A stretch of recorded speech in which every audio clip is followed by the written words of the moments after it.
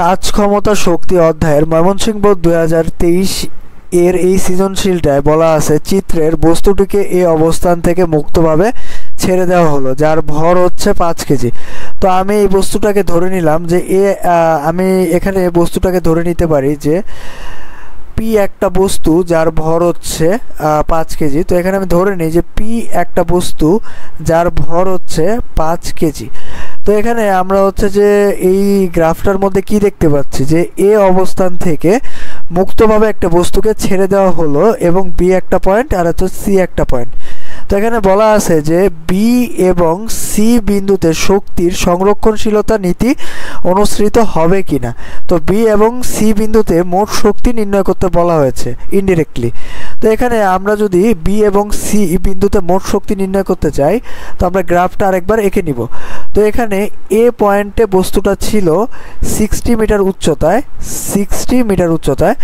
এবং বি একটা পয়েন্ট সেখানে সে কত মিটার উচ্চতায় আছে আমরা সেটা জানি না, আমরা একটু বের করে নিই। তার জন্য আমাদের একটা ইনফরমেশন দেওয়া আছে যে এ বি এর ডিস্টেন্সটা হচ্ছে এসি এর 1/4। তো আমরা এখানে এ বি এর ডিস্টেন্সটা বের করে ফেলতে পারি। A B equals to 1/4 into AC. তো এখান থেকে আমরা লিখতে পারি যে 60 ডিভাইডেড বাই 4, কারণ এসি এর ভ্যালুটা হচ্ছে 60 দেওয়া আছে, তাহলে হচ্ছে যে 4 দ্বারা ডিভাইড করলে আমরা হচ্ছে কত পাচ্ছি 15 মিটার। তো এখানে এ বি এর ডিস্টেন্সটা আমরা কত পেয়ে গেলাম 15 মিটার। আর হচ্ছে তাহলে সি হচ্ছে ভূমি স্পর্শের মুহূর্তে বস্তুর গতি মানে মোট শক্তি নির্দেশ করতেছে। তো এখানে সি থেকে বি এর ডিস্টেন্সটা কত, সি পয়েন্ট থেকে বি পয়েন্টের ডিস্টেন্সটা হচ্ছে যদি এইটা 15 মিটার হয়, টোটাল হাইট যদি 60 মিটার হয়, তাহলে হচ্ছে যে এই বিসি এর ডিস্টেন্সটা কত হচ্ছে বিসি ইকুয়ালস টু 60 মাইনাস হচ্ছে 15। তো এখান থেকে হচ্ছে পাওয়া যাচ্ছে 45 মিটার। তো এখন আমাদের যেহেতু বলা আছে যে বি বিন্দুতে মোট শক্তি নির্ণয় করো এবং হচ্ছে সি বিন্দুতে মোট শক্তি নির্ণয় করো, তারপর হচ্ছে শক্তির সংরক্ষণশীলতা নীতি বলতে বোঝানো হচ্ছে যে বি বিন্দুতে মোট শক্তি এবং সি বিন্দুতে মোট শক্তি সমান হয় কিনা এটা কম্পেয়ার করতে বলা হয়েছে। তো সর্বপ্রথম আমরা বি বিন্দুতে মোট শক্তিটা নির্ণয় করে নিই। তো আমরা যদি গ্রাফটা আরেকবার এঁকে নেই যে এখানে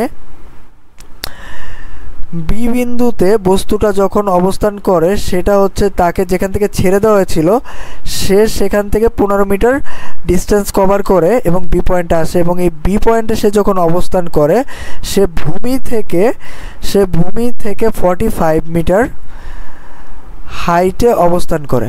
এখন এই পয়েন্টে, এই বি পয়েন্টে তার মোট শক্তিটা বা টোটাল এনার্জিটা আমরা বের করব যে টোটাল এনার্জিটা কত পাওয়া যাবে ই কে আর হচ্ছে ইপি এর যোগফলের সমান। তো ই কে এর ভ্যালুটা কত বা হচ্ছে গতিশক্তির মান আর বিভব শক্তির মানটা কত আমরা বের করব, তারপর যোগ করে আমরা বি বিন্দুতে মোট শক্তিটা বের করব।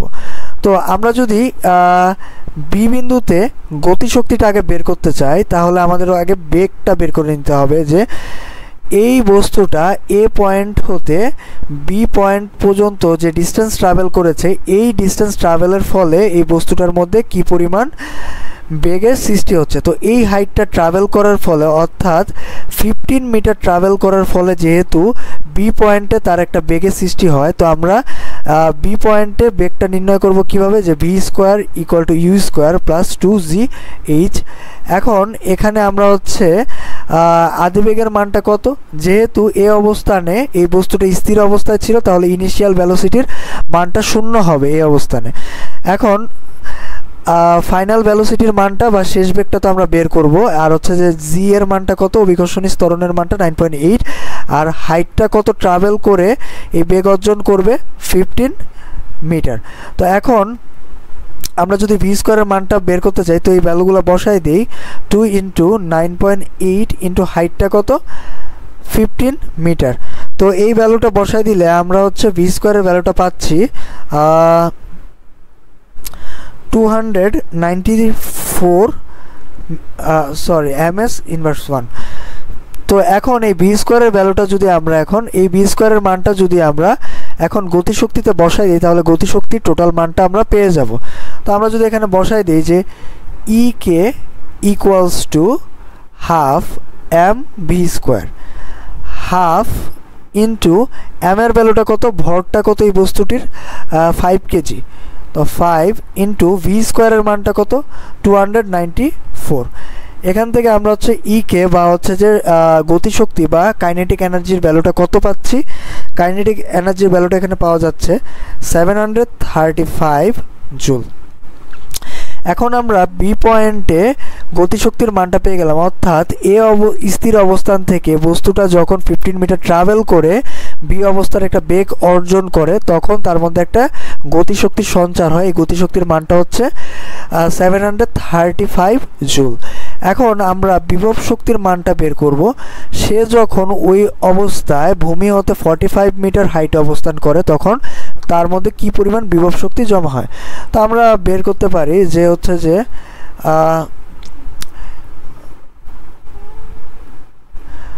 সে যেহেতু ভূমি হতে 45 মিটার হাইটে অবস্থান করতেছিল তাহলে বিভব শক্তির মানটা আমরা কত পাবো, EP equals to M G H. তো এম এর ভ্যালুটা কত 5 কেজি 9.8, জি এর ভ্যালুটা আর হচ্ছে এইচ এর ভ্যালুটা আমরা কত পাচ্ছি 45 মিটার। তো এখন ক্যালকুলেশন করে আমরা ভ্যালুটা পাচ্ছি 2205 জুল। এখন আমরা যদি এই বিভব শক্তি এবং গতিশক্তির মানটা যোগ করি তাহলে আমরা বি বিন্দুতে আমরা টোটাল এনার্জিটা পেয়ে যাব। তো ই টোটাল ইকুয়ালস টু আমরা লিখতে পারি যে ই কে প্লাস হচ্ছে ইপি। ই কে এর ভ্যালুটা কত, ই কে এর ভ্যালুটা হচ্ছে 735 জুল। 735 প্লাস হচ্ছে 2205 যদি আমরা অ্যাড করি তাহলে আমরা টোটাল এনার্জিটা কত পাচ্ছি 2940 জুল। এখন বি বিন্দুতে আমরা মোট শক্তি কত পেলাম 2940 জুল। এখন সি বিন্দুতে আমরা মোট শক্তির মানটা কত পাবো তো আমরা দেখি। তো এখানে আমরা একটা কাজ করতে পারি যে লিখতে পারি যে এ পয়েন্ট হতে ডিরেক্ট সে যদি সি পয়েন্টে যখন ভূমি স্পর্শ করবে তখন সে কত হাইট ট্রাভেল করে 60 মিটার। তাহলে এই হাইট ট্রাভেল করার ফলে তার মধ্যে কত বেগের সৃষ্টি হয়, V square equal to U square plus two G H. এখান থেকে যেহেতু ইনিশিয়াল ভ্যালোসিটি 0 ছিল তাহলে ফাইনাল ভ্যালোসিটি ভূমি স্পর্শের মুহূর্তে কত হবে, তো আমরা ভ্যালুগুলো বসাই দিই 0 প্লাস হচ্ছে 2 ইন্টু 9.8 ইন্টু হাইটের ভ্যালুটা কত নিব আমরা 60 মিটার। তো এই ভ্যালুগুলো কিন্তু আমাদের পাশে বসাই নিতে হবে যে ইউর ভ্যালুটা 0, এইচ এর ভ্যালুটা 60 মিটার, জি এর ভ্যালুটা 9.8। এখন আমরা এখান থেকে ভি স্কোয়ারের মানটা ক্যালকুলেশন করে কত পাচ্ছি 1176 ms ইনভার্স 1। এখন এই মানটা যদি আমরা এখন গতিশক্তিতে বসাই দিই যে E K equals to half M V square, তো এখানে যদি আমরা হাফ ইন্টু ভর বা মাসটা কত, ম্যাসটা হচ্ছে 5 কেজি আর হচ্ছে এখানে ভি স্কোয়ারের ভ্যালুটা কত 1176। এখন ক্যালকুলেশন করে আমরা ভ্যালুটা কত পাচ্ছি 2940 জুল। এখন আমরা ভূমি স্পর্শের মুহূর্তে তো আমরা গতিশক্তি বের করে ফেললাম, E K equals to half M V square, V এর মানটা বসাই দিলাম, তো আমরা হচ্ছে গতিশক্তি পেয়ে গেলাম। এখন হচ্ছে বিভব শক্তির ভ্যালুটা কত পাবো ভূমি স্পর্শের মুহূর্তে, তো আমরা লিখতে পারি যে EP equals to M G H. M এর ভ্যালুটা কত, ম্যাস হচ্ছে 5 কেজি, জি হচ্ছে 9.8 আর হচ্ছে হাইট কত, সে ভূমি হতে কত উচ্চতায় অবস্থিত, যেহেতু সে ভূমি হতে 0 মিটার উচ্চতায় অবস্থিত তাহলে টোটাল পটেনশিয়াল এনার্জির ভ্যালুটা কত হবে 0। এখন আমরা ই টোটাল এর মানটা কত বের করতে পারি যে ই টোটাল ইকুয়ালস টু সি পয়েন্টে সে যখন 60 মিটার ট্রাভেল করে সি পয়েন্টে ভূমি স্পর্শ করবে তখন টোটাল এনার্জিটা আমরা পাচ্ছি ই কে প্লাস হচ্ছে ইপি। ই কে এর ভ্যালুটা হচ্ছে 2940 জুল প্লাস হচ্ছে 0, এখানে হচ্ছে 2940 জুল পাওয়া যাচ্ছে টোটাল এনার্জি সি বিন্দুতে। এখন এখানে বলা ছিল বি এবং সি বিন্দুতে শক্তির সংরক্ষণশীলতা নীতি অনুসৃত হয়েছিল কিনা গাণিতিকভাবে বিশ্লেষণ করে। ইয়েস, যে সি পয়েন্ট এবং বি পয়েন্টে টোটাল এনার্জির মানটা যেহেতু এখানেও 2940 আর হচ্ছে যে বি পয়েন্টেও কত ছিল